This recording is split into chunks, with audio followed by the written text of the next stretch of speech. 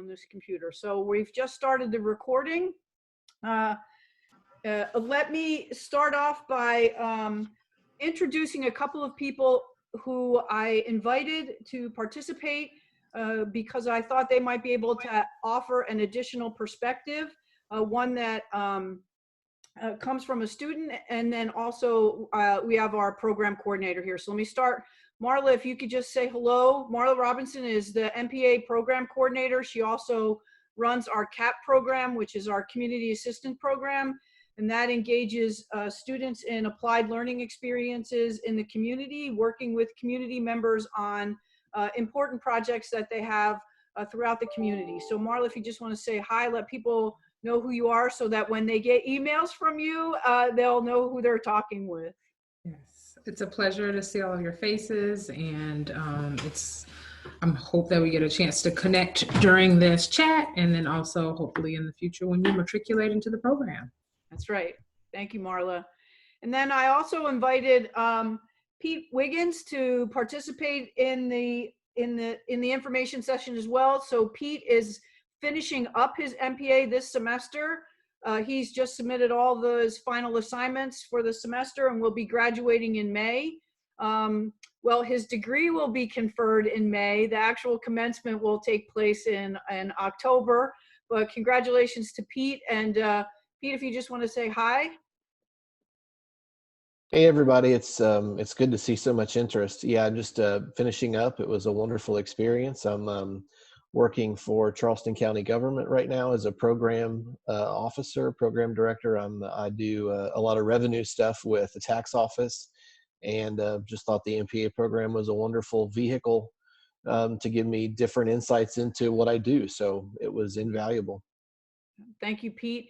And Pete completed the MPA program in its traditional format. So he came to class, one night a week per class for 14 weeks. So he can talk to you about that session.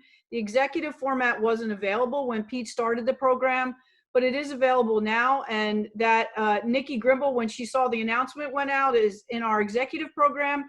And she actually asked if she could be a part of the information session to give a perspective from folks who are participating in our executive program. So Nikki, would you like to say hi? Hey everybody, like she said, I'm Nikki.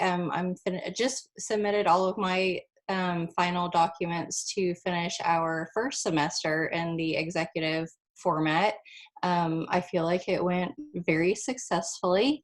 Of course, I was nervous, like I'm sure a lot of you are, to start something new, but I've really enjoyed it. I feel like my work has been enriched by it already just in the last couple of months. And I look forward to continuing on. Thank you so much, Nikki, and thank you, Pete, for being here, and Marla as well. So right now, I thought what I would do is give you a basic overview of the program, really very, very high level kind of overview, and then open it up to questions that folks might have about the application process, deadlines, those sorts of things. Or anything else that I might be able to answer questions, or if you wanted to ask questions of the students, or Marla in her capacity, who is an alum of the program as well. So let me just sort of, I jotted down a couple of things so that I would try not to forget things, but I might anyway. So some basic facts. The MPA program at the College of Charleston is 33 credits. It consists of 6 core courses, 4 elective courses, and an internship. And for people who have significant work experience or who are working currently in the sector or working full-time, then they can substitute out that internship for another elective class. The MPA program is offered in 2 formats. We have a traditional format, which is evening classes that take place. They start at 5:30 in the evening, go to 8:15. Classes typically meet 1 night a week. If you do that full time, you'll take classes 3 nights a week for 5 semesters. Our second, and Pete is a graduate of that program. The second format was launched in the spring of this year. It's the executive format. Classes are delivered in an express format, 7-week session. So it's intensive, same content delivered in 7 weeks. You take one class every 7 weeks until you complete the degree, which again is the same 5 semesters. So either option you choose is 5 semesters, fall, spring, summer, fall, spring, and you'll be able to complete the program. The express format, the classes meet 3 times throughout the 7 weeks on Saturdays, but not one night a week. In terms of your application, our application procedures are the same. July 1st deadline, you send the application, a letter of intent, your resume, transcripts, 3 letters of recommendations, and your GRE scores unless you qualify for a waiver. Our tuition, so the tuition, we tell students to budget for $574 per credit hour, and that's just your tuition. Their fees are going to be extra, and then any books that you'll use for your classes will be on top of that as well. The MPA program faculty do subscribe to we only ask students to purchase books that we think they'll use or need for their careers, and so we are dedicated to keeping the costs of materials to a minimum. So we try to use open source as often as we can so that we can be responsive to, we can be attentive to the costs that people are incurring as part of their, graduate education. One of the questions that got submitted, as I sent a note to everyone, prior to the session today, one of the questions that got admitted was, have we passed the priority deadline for scholarships and those sorts of applications? So aid is given to students, or aid, to be eligible for aid in the MPA program. Most of the aid is tied to some form of an assistantship. So students who elect to complete their degree in the executive format don't qualify for those kinds of executive or those kinds of university sponsored assistantships that are tied to some kind of work component. It's not feasible, and it doesn't really make sense. If you wanted to come to school full time because you weren't working, then I would encourage you to be to join the program in the traditional format. In the executive format, that's geared to people who are working full time and don't have the capacity or aren't able to come to class on those weeknights and prefer that Saturday session. All of what we do, we recognize that majority of people who are coming to the College of Charleston or to any MPA program, any kind of graduate program, they tend to be people who are working or busy, so they're trying to balance their professional lives, their personal lives, and then they're putting full-time schoolwork on top of that as well. And so we try to be really attentive to that and pay attention to that when we schedule classes, schedule extracurricular or co-curricular activities. And then I think those were the key questions that I got asked beforehand. I'd like to ask Pete or Nikki if they want to add anything, and then open it up to questions.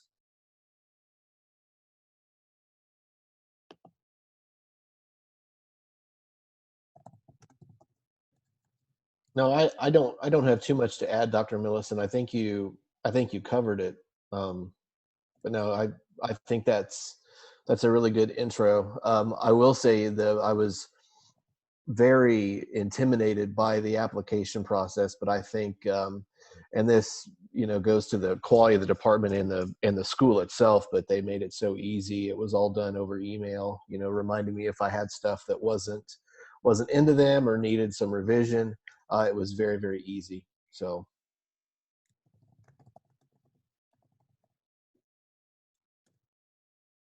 Great.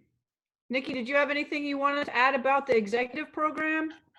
I probably the biggest thing that I struggled with to start was just like, oh, wow, how am I going to dedicate an entire Saturday? But it worked out really nicely. Of course, the last few weeks of our classes had to go all online. So that was a big shift in what we had been doing. But the day flew by because you're really talking about things that you're interested in, because obviously you chose to do this program. So, you know, most times when we did meet on Saturdays, it was like, oh my gosh, how is it 3 o'clock already? So, you know, it is a commitment, but it's not every weekend. So I think there was maybe a month we only met one time. There was another month that we met twice. So, you know, you still have plenty of time to do what you normally do on the weekends. And it's just a dedicated Saturday. So that, I guess that's all I would add to that. Thank you. Marla, how about you? Well, I'm coming probably from the same place that Peter's coming from as a full-time employee. I'm also a graduate of the MPA program as well. So I have a family and part-time jobs and work a full-time job on campus and participated in the traditional format. So I just wanted to encourage people who are listening, if you have a preference, that it's still achievable either way. Nikki and I have spoken many times, and so I think had the executive format been offered during the time in which I matriculated, I think it might have been similar around the time that Peter did, that we might have considered a different track, but I feel enriched having participated in the traditional format, but I also see the advantages for full-time professionals who've been in the field for some time to be in the classroom with others who are also practicing in the field with that level of professionalism.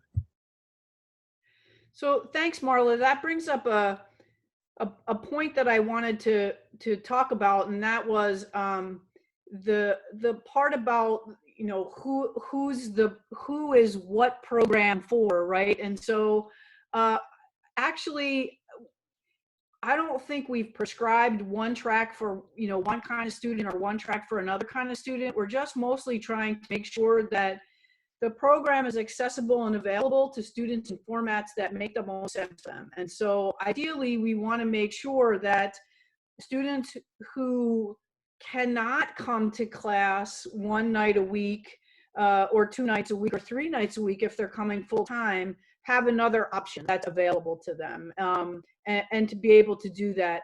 As Marla was talking, it reminded me that I want to make sure that regardless, that students know, and potential students know, that regardless of which format you choose, the same faculty teach in both formats, right? So our full-time College of Charleston employed faculty teach both on campus and in that executive format. We do have adjuncts that teach in the program, and they teach in both formats. So it's not, you know, I serve as on our accreditation team, and sometimes we go to campuses that have like multiple programs or multiple formats, and we learn that the folks who are on, you know, campus B, they only are taught by adjuncts. And so that's not the case here. Our same faculty move in between each of those programs or formats, if you will.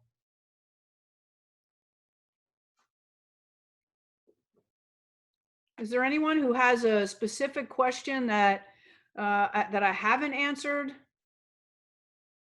If you don't feel like you want to turn yourself on, you can type a message in there, and then I'm happy to respond to that. Yeah. I see Mary Alice Day's hand up.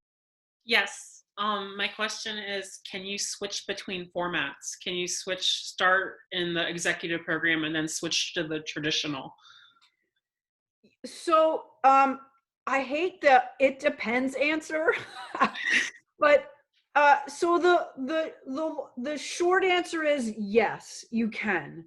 The long answer is, because the executive format is set up to enroll in kind of a cohort style, we try not to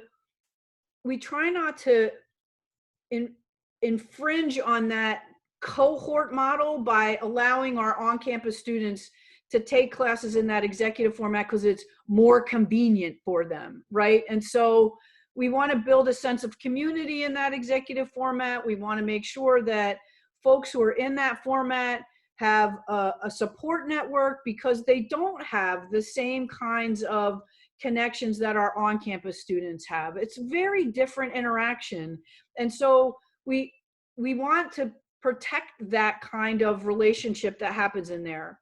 Now, if you enter in the executive format and what you find is that this isn't really working the way that you thought, and you need to move over to a more traditional format, and even if it's going to take you longer, it's better for you to go one night a week.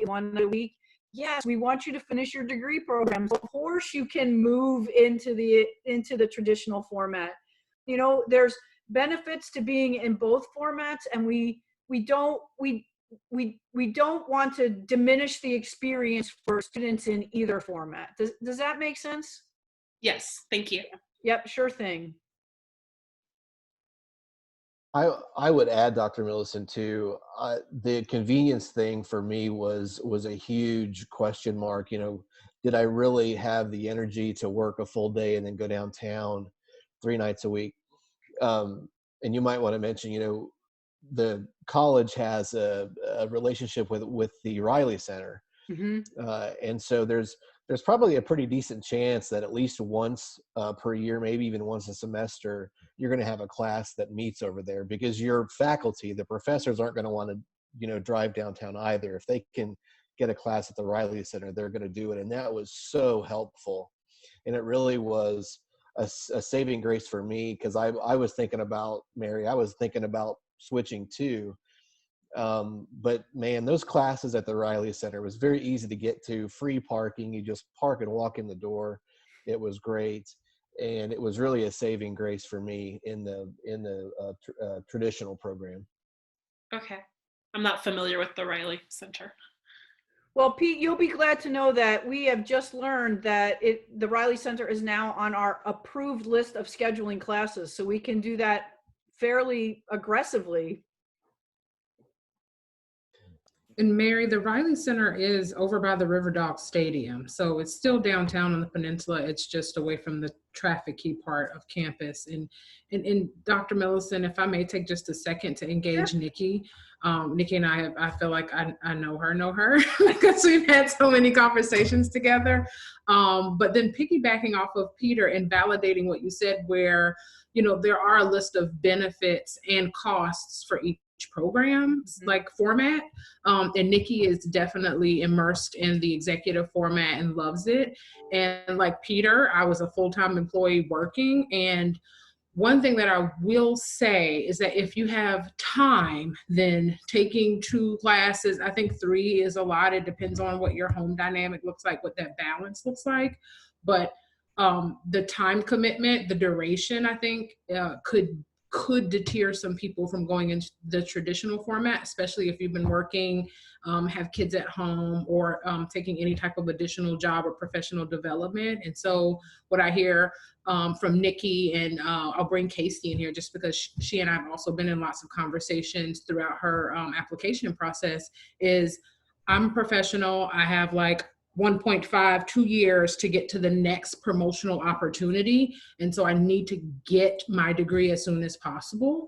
And so if time is a factor, then that is a way, Mary, that you can consider which is a better track. Because if you know that you have these benchmarks or opportunities are coming, you can go in that track. I wasn't particularly looking for the next upward advancement. And so I wanted to just get into the program. And again, hindsight 2020, I can always look back and say, oh, if both were offered, I would choose differently. But I would love to engage Nikki and maybe Casey here, if you could talk about some of the positive aspects and some of the costs also associated with going into the executive format as a full-time worker. So yeah, like Pete, I also work for Charleston County, and my role is I have to attend council meetings usually at least 1 night a week. I also have 2 small children, so doing the traditional format just wasn't in the cards for me at this point in my life. So when, you know, the executive format was offered, it was like, okay, I could do that. But I kind of want to tip my toe into the more traditional format. I was looking at the fall courses, and there's one course that's offered one night a week. It's land use law. And I said, well, maybe I could commit to that, just doing one course on campus, and then it would almost be a little bit of a mix of both worlds. But yeah, just, it depends on what your everyday life entails. And I know a lot of us wear a lot of different hats, especially now that we're all at home. We're wearing even more hats than we normally do. Of course, with other parents, especially if you're a single parent, being gone for a full day on Saturday might not be an option. So you just kind of have to weigh out where your time falls the best as far as, dedicating that time and commitment to attending classes in person or online, like we've been doing for a few weeks now.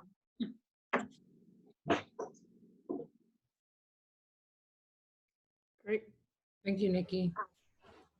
So I'm going to piggyback off Nikki. I got accepted for fall 2020, and I was contacted with Marla about just the 2-year track was perfect for me because my spouse is in a 3-year program, and so I have to get it done in the 2 years that he still has to work. And so the 2-year track is just best for us and our family right now, as well as Saturdays are more open for me, or more leisurely for me to get my coursework done and to attend classes. So Great. Thank you, Casey.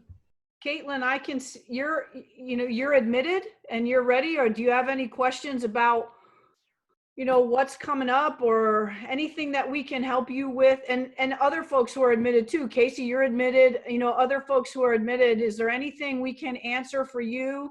Kip, you're planning to come. What can we answer for you for your fall admission? I think one of my biggest questions is just about in regards to funding and the assistantships. And I know CAP is an option, and that's something I'm planning on applying for. But I just didn't know if there were any other assistantships within the public administration department that could be an option as well. So I'll provide a first response and then let Marla finish up. And so there are assistantships that are available at the College of Charleston. Those assistantships do require a 20-hour work commitment. They are typically for students who are full-time enrolled in a traditional format, right? So in a traditional format program, which you are, Caitlin. That said, the public administration program has 5 graduate assistantships available. One of them gets filled by a second-year student, and it's just a given. And that second-year student is a student who has had an assistantship someplace else typically, or has had experience in some way around the office, because that person assists with our social media, assists with our recruitment efforts. And so that person has some knowledge about the MPA program. And so it's always a second-year student. The other 4 graduate assistantships are as part of the CAP program, which is our community assistance program, which Marla oversees. And those assistantships, again, typically awarded to students who are in the traditional format, full-time enrolled, because they have a 20-hour work commitment that comes with them.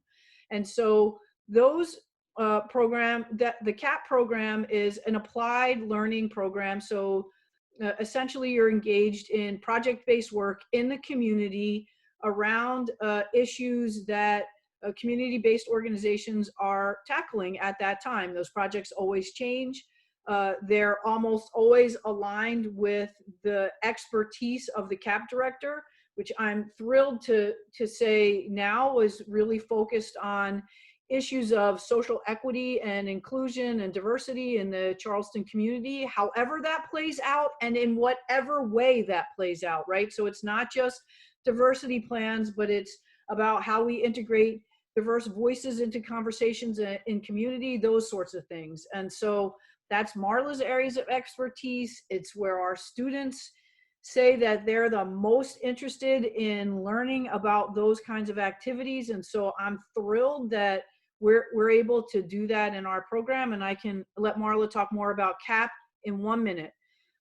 So that's what the MPA program has. That said, we have at least 3 of our full-time traditional format students who are in assistantships that are not part of the MPA program. So we have somebody in the graduate college, we have somebody in the Office of Diversity and Inclusion, we have somebody, where else, Marla, help me out? Avery Center. Avery Center. We had somebody in the provost office for a while. So we had someone in the president's office. So there are other ones that are available on campus. And, you know, let's face it, you know, the MPA is an administrative publicly focused administrative degree program. Our students are highly sought after. So, you know, that said, go ahead, Marla. I'll stop talking now. Sorry. Well, I'm not going to talk about CAP in detail because you put a button on that. It is project-based. We will be working with the city and community organizations and grassroots organizations in the College of Charleston. And so those positions will be posted. It will be application-based. Everybody will come in for an interview, and then the primary candidates will be chosen for those 4 slots. Then I just wanted to also expand, Caitlin, that you have a lot of opportunities as a concurrent student to work in administrative capacity as well as research capacities. We've had MPA students work in the Office of Institutional Research if, you know, you're data driven. The Riley Center hires graduate assistants, and their primary focus is, you know, community-based organizations, helping them accomplish programs that serve and provide services for the public. So you have a lot of opportunities. And so to make a long story short, I would strongly encourage you to stay connected. There is a form on the graduate school's website that you can fill out if you're interested in assistantships, and you submit that to Robin. And then you can go on to Handshake on the Career Center's website where the CAP position will be posted and other assistantships will be posted. But when in doubt, shoot me an email and I can always send my feelers out and see what's out there. And that goes for anybody else who's interested in working in an assistantship. We're a team effort. So whatever we can do to connect you with what fits best for your experience, then we'll do whatever we can to make it happen. Thank you very much. Of course. Ryan, I see that your hand's up. Did you have a question? I do. I have 2 questions, actually. The first for you, Dr. Millicent. For the executive format, does it handle the elective courses in any different way? Yes. So, so Nikki, you haven't seen this yet, but you'll see it in the fall. So the first semester are core courses. So you just take your core courses. We put 1 elective in the fall, and, you know, had the semester been a little bit different and we wouldn't have had COVID, one of the things that I would have done was met with all of the executive students and given them like a little poll, like what are the kinds of electives that you might be interested in, so that we can schedule electives that meet the expectations and needs of those students. But although Nikki said I was looking at this land use class, it sounds like it might be something interesting. If she wanted to pop out, take that land use class, then we would substitute that for an elective that we would schedule during the semester for her. So yes, they're scheduled because we have to figure out who can teach and when they're available. We do try to be responsive to the interests of the students who are enrolled in those programs in that format. But we also recognize that we can't have the full breadth of elective classes in that format, so students can move into the on-campus if that is something that might work for them. Okay, wonderful. Thank you. And then my one other question that might be better suited for Peter and Marla. Um, would you be willing to sort of tell us how you feel, having been through the program and successfully completed it, how do you feel it's benefited the two of you sort of in your career and sort of moving forward? Can you, kind of weird to ask, but can you essentially kind of sell it to us?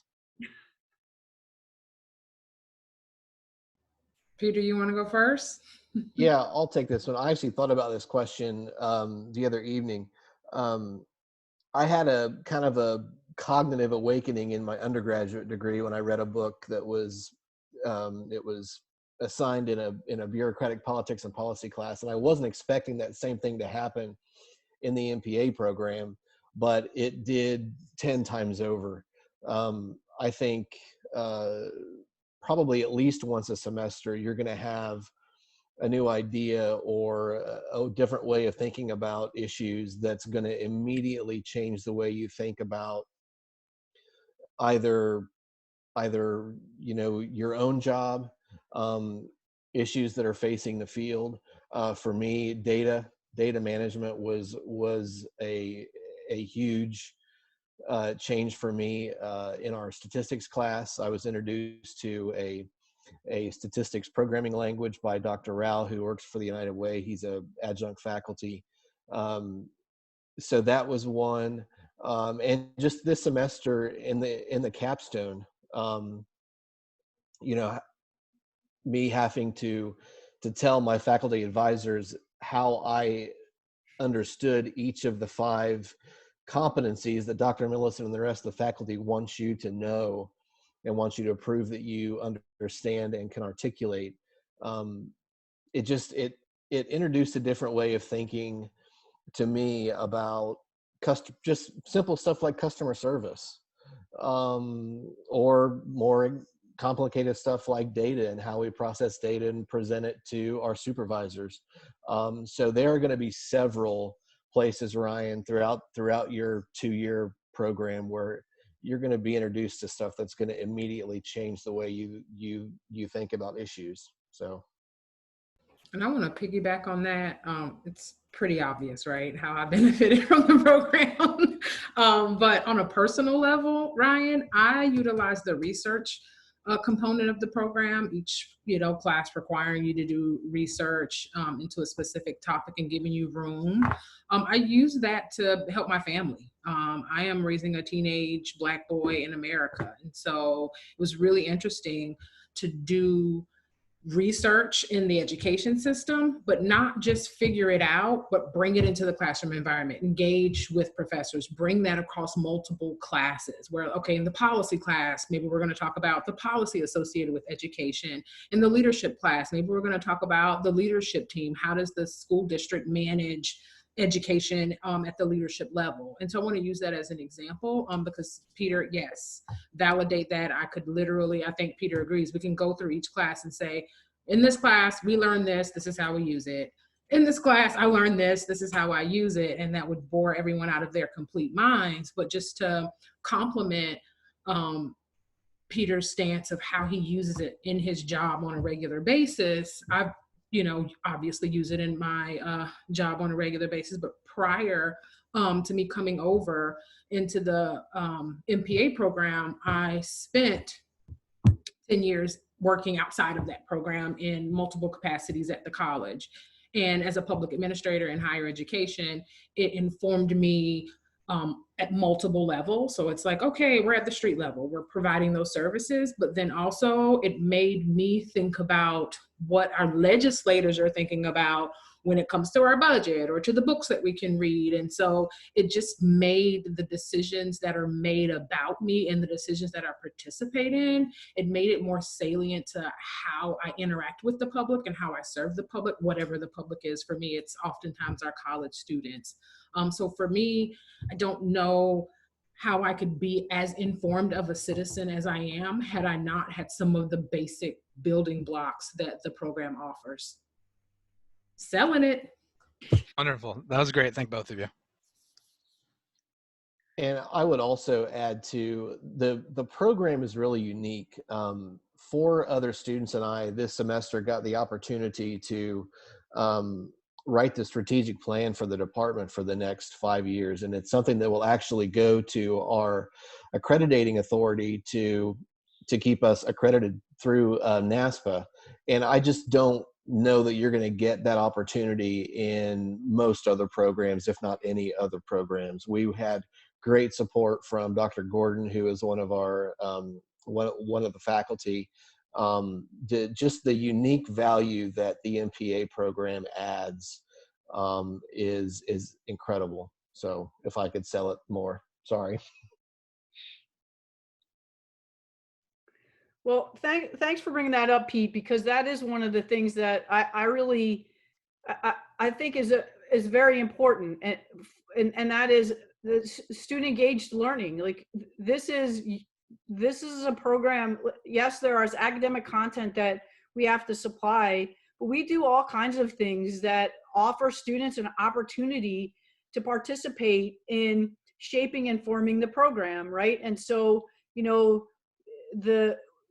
so one of the things that I asked the executive students, like, we just launched this program, and I asked them when I finished the introductory core course to really think about what the right frequency of time was for our in-class Saturday sessions. You know, was 3 enough? Is it too many? Should we be thinking about 2? What's the time period like? How should we be thinking about it for the future? Is this the right kind of commitment? These are students who are engaged in the class at that time, trying to make those balances. And every one of them provided me with feedback, not just 2 people who always provide you with feedback, but all of them provided me with feedback and stuff that I could use to really make decisions and ask better questions and ask deeper questions. Every single year we do a community conversation where we engage students in really important programmatic questions that we could sit around silently and answer ourselves in a faculty bubble or at a faculty meeting, but more minds think more creatively. So we invite students to participate in those conversations. We send information out about the kinds of information we want or we're seeking, and the questions that we'll be asking. We host the conversation on a night that a core course is being offered, so that students don't have to pick between class or come out on a Friday or something else. But we ask that faculty member to give up, one class session so that we can have this community conversation.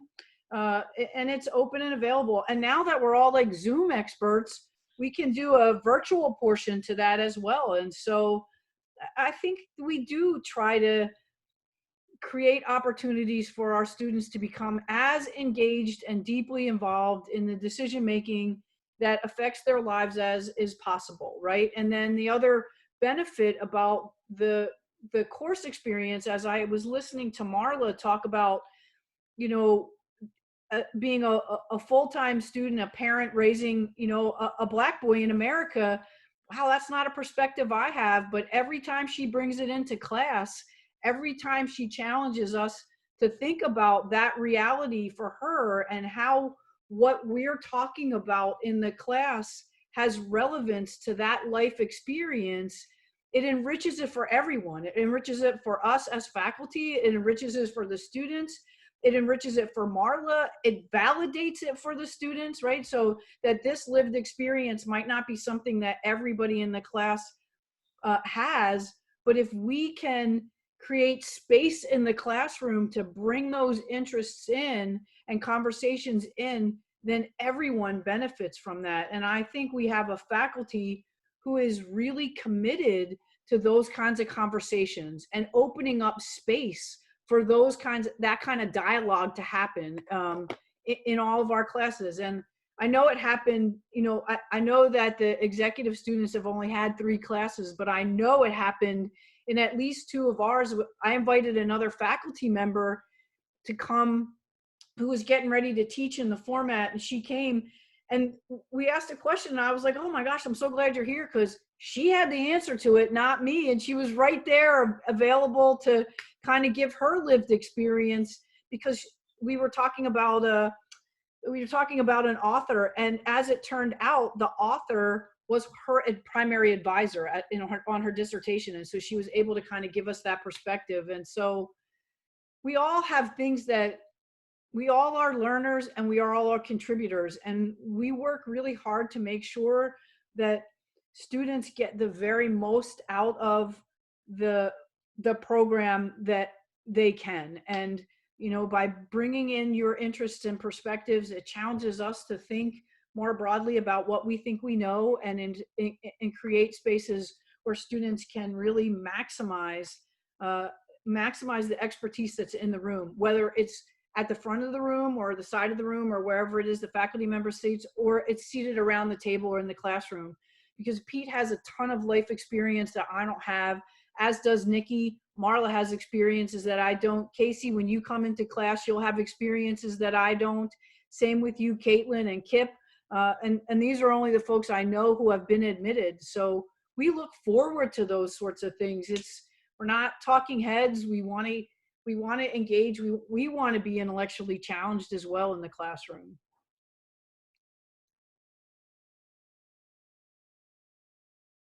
Anyone else? Anybody struggling with the application process that we can help you with?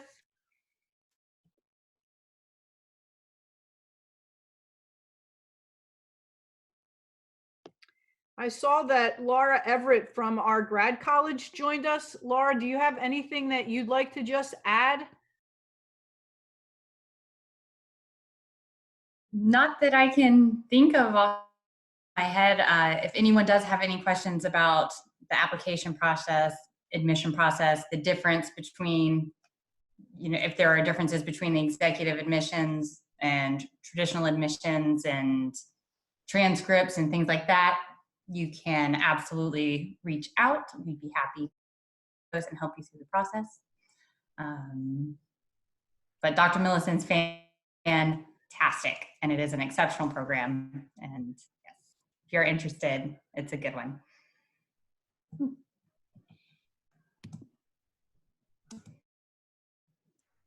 I have a question for those who have been admitted.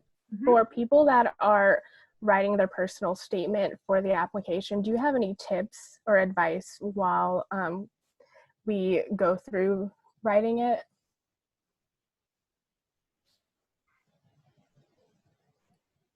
I think for me, I really focused on experiences that I had in undergrad that really contributed to my interests and my reason for being interested in the program. I was admitted as a concurrent student, so I'm doing a master's in the environmental and sustainability and public administration. So I kind of really highlighted on just why I was so drawn to this program and why I felt like this could serve as like a stepping stone for my career. Okay. And same as Caitlin, I have a dream job that fits perfectly within this program. And so I just use this as a stepping stone to say, hey, this program is great for me, and how it would benefit me in the future for my dream career. So if that helps. Yeah, thank you.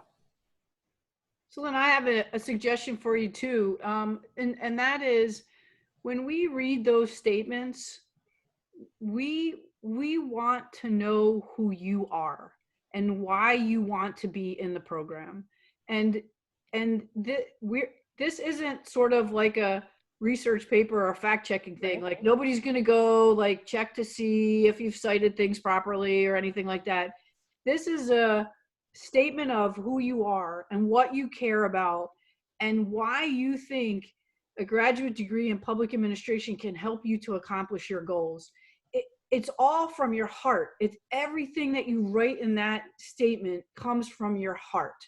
You know, how you think you can make the world a better place with a master's degree in PA, you know, and that's what the degree is about. And whether you're a concurrent student and you're interested in the environment, or you're a straight up, you know, MPA student, it really is about understanding our systems in ways that help us to make the world a better place, to make our processes better, to make our services better, to make our programs better, to make our communities stronger. And that's what we want to hear. We want to hear who you are and what you're about. And don't worry about like, oh, they're going to think I'm flippy or flaky or anything like that. Those are the folks we love, right? Nikki and Pete, we love those flippy people, those flaky, flippy people. That's what we want. And we love the pent up people too, right? The pent up bureaucrats as well. You know, we're all in this together. We got to work side by side, whether you're the, pent up bureaucrat or you're the, flippy, flaky one whose heart gets in the way of everything. There's a place for you at the table, because we all have to work together to address the most pressing social issues in our communities. And that's what we want to know. We want to know what drives you, what gives you that passion, what brings you to that space, because it's that you're probably going to tailor all of your work around while you're here. And you want to make sure you're a good fit as much as we want to make sure it's a good fit for you, right? So write that letter from the heart, write it as if you're trying to explain to my father, who's still, had an MPA for 26 years. I've had an MPA, and the man still don't understand what it means, right?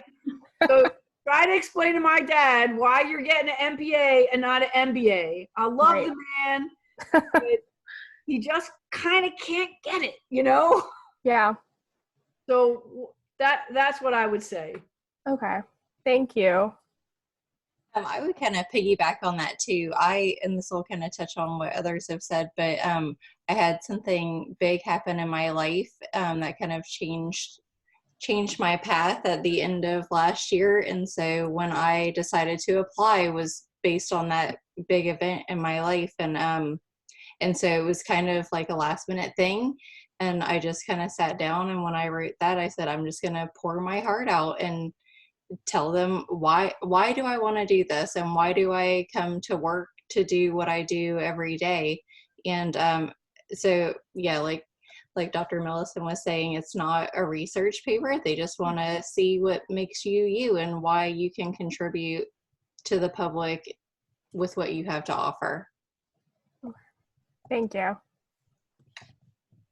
And then also to note how helpful everybody was to help me get all my stuff together and in a nice packaged thing right at the very last minute.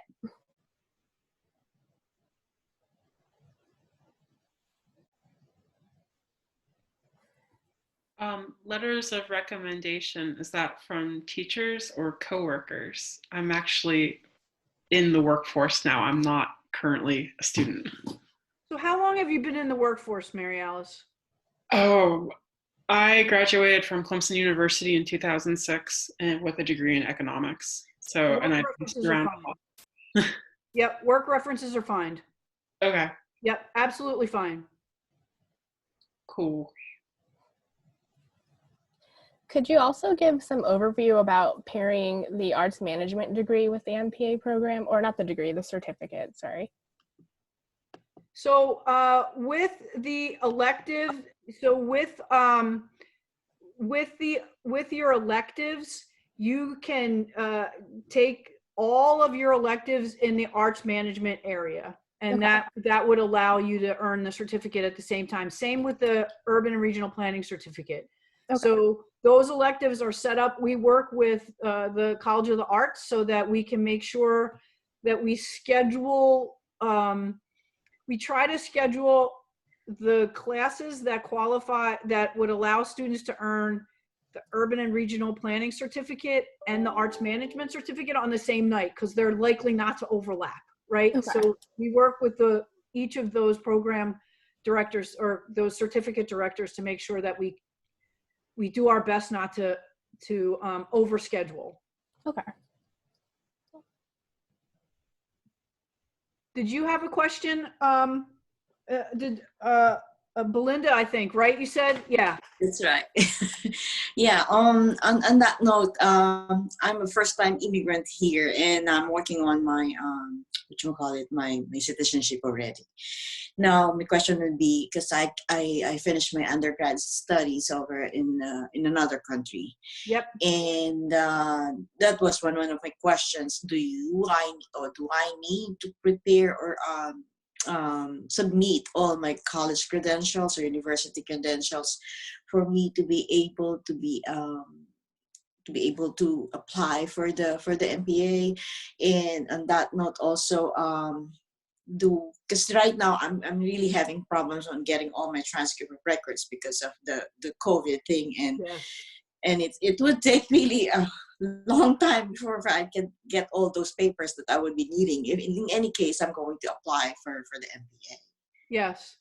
So there are processes and procedures for international students or students with international credentials.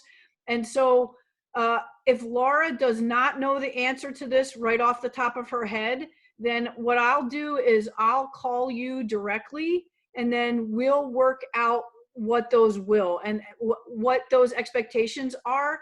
And then I'll get with the grad college if Laura doesn't know that question right off the top of her head.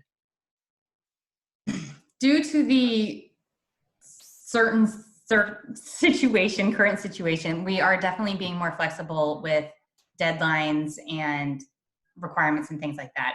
Of course, it is a case-by-case basis. I can't say blanket, get this or that, but absolutely reach out to us and we can offer any kind of extensions, and there is wiggle room. Mm-hmm. Okay, thank you. Thank you. Yep. Is there anybody else that we can answer a question for? Anything that we can do to assist? With any application process help, please let us know. Both Nikki and Pete have agreed to share their email addresses if you had questions that you wanted to ask students independently. Marla, who is like just the most amazing person to work with in the entire world, has listed she wrote down all the participants, so I know who's here. Thank you so much, Marla. I started to do it and then realized that I couldn't make my brain do the list and the answering questions at the same time. So thank you, Marla.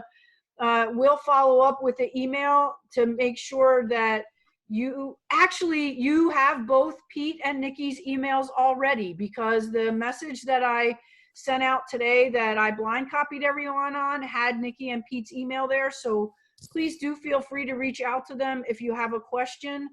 Belinda, I'll be in touch with you directly. I'll copy Laura on it so we can get the grad college involved and what's required for international students or students with international credentials, excuse me. That's what I meant to say. And then again, if anybody has any other questions, I would, please feel free to reach out. Marla and I are both really available. I can give you my cell phone number if you wanted to give a call. I'm happy to share that. In fact, if you have pencils and you want to write it down, I can give it to you right now. And that cell phone number is 740-591-5946. And again, Marla has that number as well. She can provide it to students. You can send me a text or give me a call, and I'm happy to help out with anything that I can help out. I'm usually pretty good on email. About 24 hours, I get back to students who send a note, even if it's I'm swamped, I'm in the middle of grading hell, I'll be back to you in 24 more hours, whatever it is. So thank you very much for taking time tonight to learn more about the program. Again, if there's anything that I can do to help, please feel free to reach out. Pete and Nikki, thank you so much for being here. Laura, thanks for joining. And then Marla, thank you as always for everything you do to help promote the MPA program. You're welcome. Thank you so much for coming. I appreciate our potential applicants, our current applicants, and our newly accepted students for participating in this call. And I appreciate all of you. Yeah, I do too. Thank you so much. Bye-bye now. Thanks, Thank y'all. you. Good luck. Thank y'all. Bye. Thank Thanks. Bye.